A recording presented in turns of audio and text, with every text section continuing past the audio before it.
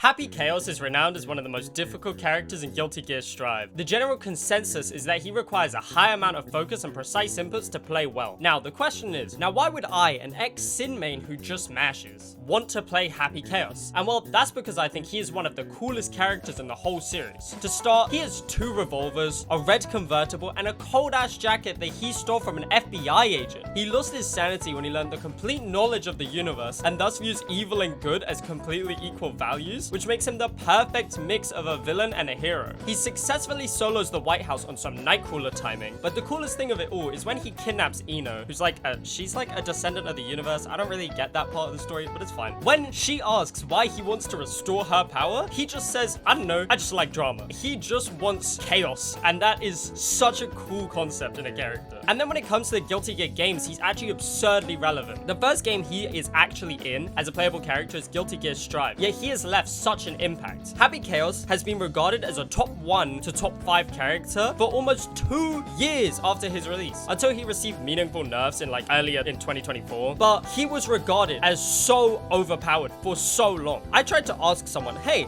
how many major tournaments has Happy Chaos won? The only response I got was they said too many. With all of this knowledge, I thought I would be extremely qualified to try and learn Happy Chaos in just 1 week. So that's the goal of this video, and I'll show you guys how it went. So on day 1, I knew I had to learn some combos because ultimately Guilty Gear is quite a combo heavy game and that's how you get damage. But I hate learning long combos because I find it really boring. I just cannot sit in the training room, right? So I kept it simple. I learned 2 combos. I found one online and one I just kind of made up. So for the first combo that I found online, it's actually really simple and I used it for the majority of my gameplay after this. It just does 2 low kicks into a gun flick and a couple of gunshots. It's very simple, especially when it comes to the inputs. So that's what makes it so practical for me because I basically could not drop it, even though I did drop it half the time. The second combo was off a red Roman cancel, and if you don't play Guilty Gear or don't know what that is, it's basically just lets me get a free hit for the sake of doing less damage, right? And it's very similar to the first combo, and it really just gets me an easy amount of damage. Now, an issue that I did find in hindsight is that the gun damage scales really poorly in longer combos anyway. So then when I was spamming my gunshots during the matches, I was doing no damage. So I was actually really struggling to win matches for that reason. And then the final thing that I learned on day 1 was that I could do my long range shot and instantly reload afterwards. This was super convenient because it lets me camp more efficiently, but I'm not gonna lie, I absolutely hate camping in fighting games, so I really didn't use this as much as I should have. So on day 2, I woke up in the morning and I decided to warm up by fighting some CPUs, but that's when my friend from Florida sent me a message asking to play Guilty Gear. It was 4 a.m. or 5 a.m. for him, so I have no idea why he was awake, but we hadn't played in ages and I was like, why not? Now, this guy is really, really good, so I already knew that I was gonna get my ass kicked, but it was just a matter of how badly would I get my ass kicked, you know what I mean? So I think these highlights speak for themselves, to be honest.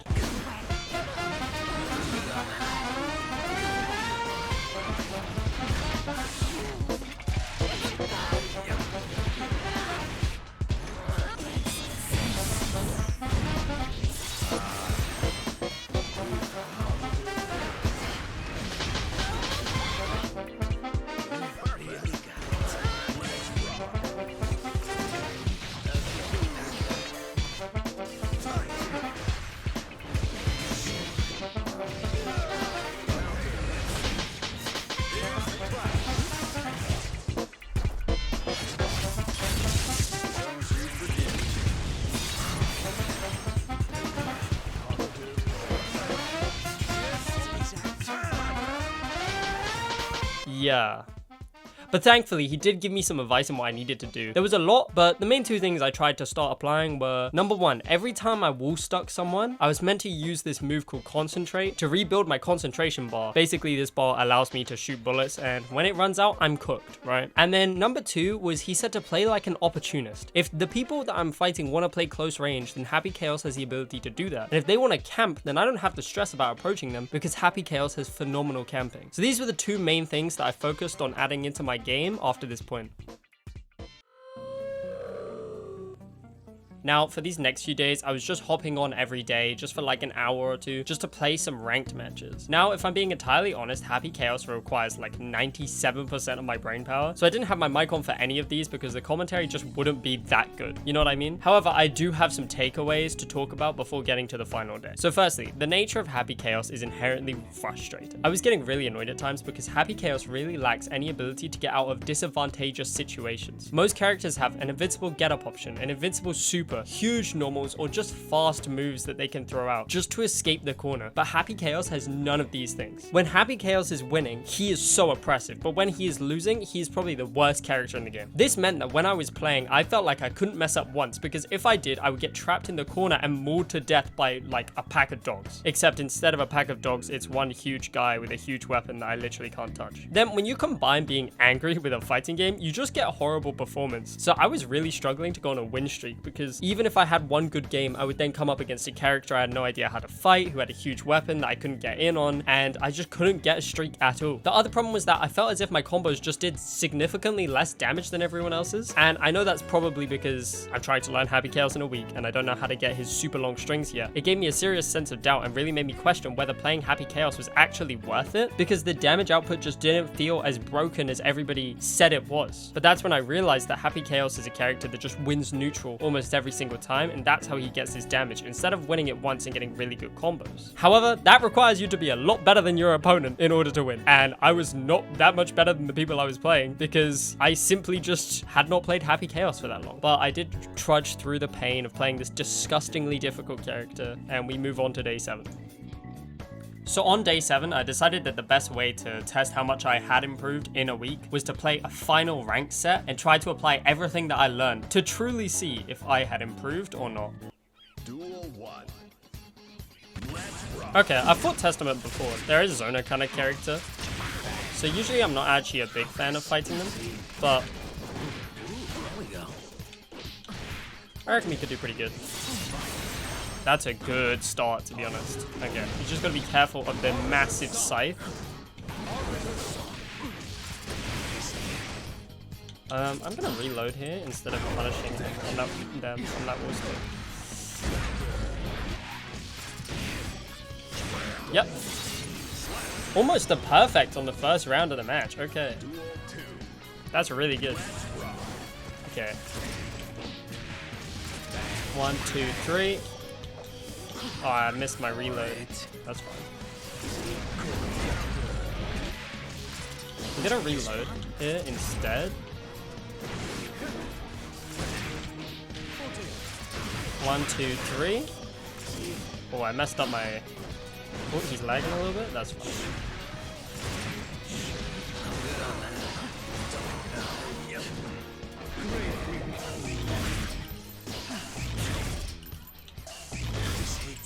Okay, we'll just concentrate.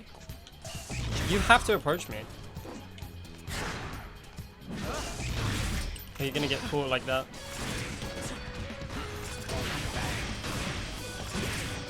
Yes! That's how we take game 1. I played really well. That's the Happy Chaos. The Happy Chaos gameplay. I feel like wow, and they didn't want a rematch.